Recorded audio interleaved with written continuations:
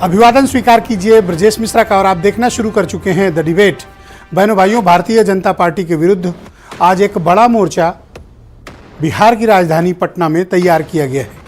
इस महामोर्चा की ये पहली बैठक थी और 17 में से 15 दल इस बैठक में शामिल थे। यानी बीजेपी के खिलाफ संपूर्ण विपक्ष एक होकर प्लेटफॉर्म पे आना चाहता है और 2024 में बीजेपी का मुकाबला करना चाहता है। क्या वाकई में ऐसा हो पाएगा? संपूर्ण विपक्ष क्या एकता बनाने में कामयाब होगा या इनमें भी अभी टूट फूट होगी? आज की हमारी परिचर्चा का मुख्य केंद्र बिंदु यही है। बहनों भाइयों, इस देश की राजनीति के लिए एक महत्वपूर्ण दिवस आज रहा है जब बिहार की राजधानी पटना में नीतीश कुमार ने एक बड़ा आयोजन किया। ये राजनीतिक जलसा कोई यूं ही नहीं हुआ, बल्कि इसके पीछे एक बड़ी राजनीतिक सोच भी है। भारतीय जनता पार्टी के खिलाफ संपूर्ण विपक्ष को एक प्लेटफॉर्म पे लाने की बातें तो बहुत होती थी, लेकिन कभी इसे साकार रूप दिया नहीं जा सका। उसका कारण विभिन्न दलों के भीतर का आंतरिक मतभेद या पार्टी से पार्टी का मतभेद, और कई जगह ऐसे हैं जहां 2-3 विपक्ष के दल आपस में लड़ रहे हैं और बीजेपी से भी मुकाबला कर रहे हैं। तो जहां विपरीत राजनीतिक परिस्थितियों के बीच विपरीत तमाम मतभेदों के बावजूद 15 दल, 17 इनवाइटी में से 15 दल नीतीश कुमार के बुलावे पर एक मंच पर जमा हो गए। क्या यह विपक्षी एकता भारतीय जनता पार्टी का 2024 का रास्ता रोकेगी? 17 पार्टियों में से 15 की ये एकजुटता क्या मोदी सरकार के लिए खतरे की घंटी है? क्या बीजेपी को अब सावधान होने का वक्त आ गया है? पूरब से पश्चिम और उत्तर से दक्षिण तक का ये गठबंधन निश्चित तौर पर बड़ा अलार्मिंग है, क्योंकि दक्षिण से स्टालिन भी इसमें मौजूद थे और कश्मीर से फारूक अब्दुल्ला भी इसमें मौजूद थे। ममता बनर्जी भी मौजूद थी, तो पंजाब के मुख्यमंत्री और दिल्ली के चीफ मिनिस्टर भी इसमें सम्मिलित थे। आम आदमी पार्टी और कांग्रेस के भीतर बड़े मतभेद हैं और ये मतभेद आज सार्वजनिक भी हुए हैं। लेकिन जैसा कि मैंने पहले कहा कि ये पहली बैठक है और पहली बैठक में से ही कोई विपक्ष अपनी रणनीति तय कर लेगा या मुद्दों को निर्णित कर लेगा, इसकी संभावना कम है। लेकिन इन दलों को मतभेद के बावजूद एक मंच पर इकट्ठा करना, यह नीतीश कुमार के लिए एक उपलब्धि हो सकती है। ये चुनाव साथ लड़ते हैं, नहीं लड़ते हैं, लेकिन इनको इकट्ठा कर लेना यह बड़ी बात है। वो भी तब जब बीजेपी इस वक्त माइटी पॉलिटिकल पावर हो, बड़ी ताकतवर फोर्स हो।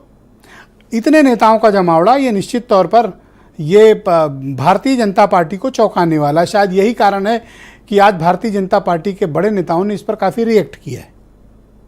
लेकिन क्या ये मोर्चा बीजेपी को ग्राउंड पर मुकाबला दे पाएगा? और उसका क्या होगा जो इनके आंतरिक मतभेद हैं? ये आंतरिक मतभेद कई जगह पे हैं। मिसाल के तौर पर आम आदमी पार्टी और कांग्रेस की कन्फ्लिक्ट। आम आदमी पार्टी कांग्रेस से बिल्कुल सहज नहीं है और कांग्रेस भी आपसे सहज नहीं है। दिल्ली के उस अध्यादेश को लेकर कांग्रेस ने कोई रुख स्पष्ट नहीं किया है, मीटिंग छोड़कर बीच में चले गए केजरीवाल।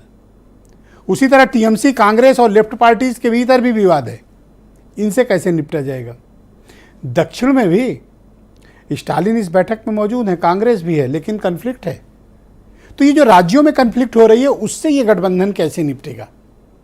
और क्या, मैं एक और मसले पर आ रहा हूं कि क्या ये एक पोस्ट पोल अलायंस तैयार करने की कोशिश है या ये प्री पोल अलायंस है? मुझे ऐसा प्रतीत होता है कि ये पोस्ट इलेक्शन अलायंस की स्ट्रेटजी ज़्यादा हो सकती है। क्यों? कौन कौन से दलों को इकट्ठा हम करके बीजेपी के खिलाफ नीतीश कुमार आगे आ सकते हैं, ये उसकी एक पेशबानी भी हो सकती है, ये उसकी एक पेशबंदी भी हो सकती है। क्योंकि प्री इलेक्शन अलायंस इन पॉलिटिकल पार्टीज के भीतर राज्यों में होगा, इसकी संभावना कम है।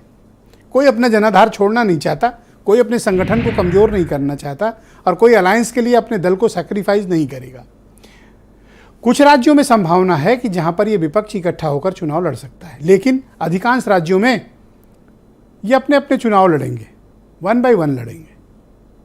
लेकिन यह सहमति जरूर आज बनती दिखी है कि पोस्ट पोल अलायंस में ये सब इकट्ठे हो सकते हैं, तमाम मतभेदों के बाद भी। तो जैसा मैंने पहले डिबेट में कहा, प्री पोल अलायंस संभावना बहुत कम है, पोस्ट पोल अलायंस संभावना पूरी है 90%। तो क्या बीजेपी को चिंतित होना चाहिए? निश्चित होना चाहिए। क्यों? क्योंकि इसमें अधिकांश दल जो उत्तर भारत के हैं वो इकट्ठे हो गए हैं और उत्तर भारत ही बीजेपी की आत्मा है, बीजेपी का पावर हाउस है।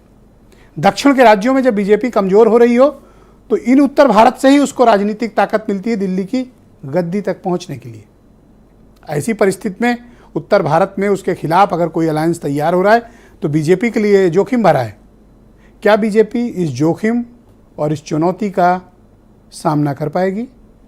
आज परिचर्चा इसी विषय पर करेंगे। आप कुछ बयान सुन लें, फिर इस डिबेट को आगे बढ़ाएंगे। मैंने मीटिंग में भी कहा, यह विचारधारा की लड़ाई है और इसमें हम सब एक साथ खड़े हैं। ये बोलेंगे आप, हम में जरूर